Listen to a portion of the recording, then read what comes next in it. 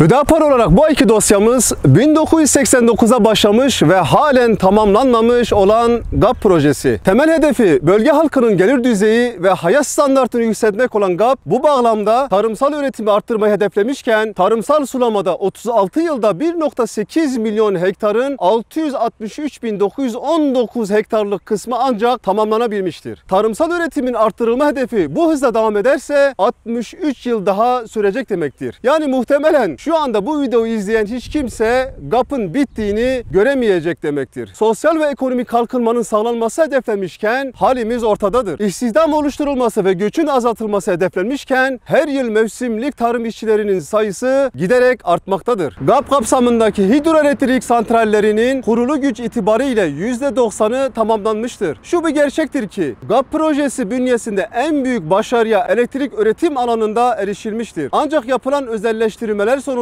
üretilen elektrik çiftçiye, sanayiciye ve halka adil bir şekilde dağıtılmadığı için istenilen verim elde edilememiştir. Hüdapar olarak diyoruz ki sulama kanalının GAP sosyal tesisleri mevkiinden Cenapınar'a, Cenapınar'dan Kızıltepe'ye kadar yaklaşık 220 kilometresi açık kanal olarak ilerlemektedir. Bu açık kanalın alan ortalaması 8 milyon metrekaredir. Açık kanalların üzerine güneş panelleri kurulursa hiçbir alan işgal etmeden güneş enerjisinden yıllık yaklaşık 500 milyon kilowatt elektrik elde edilebilir. Böylece hem buharlaşan su miktarı düşürülebilir hem de 250 bin dönüm arazinin her yıl ücretsiz sulanması sağlanabilir. GAP bünyesinde bölgesel güvenlik problemleri nedeniyle aksamış projelerin hayata geçirilmesi için artık hiçbir engel kalmamıştır. Hüdapar olarak çözüm önerimiz eğer uygulanacaksa projenin kendisidir.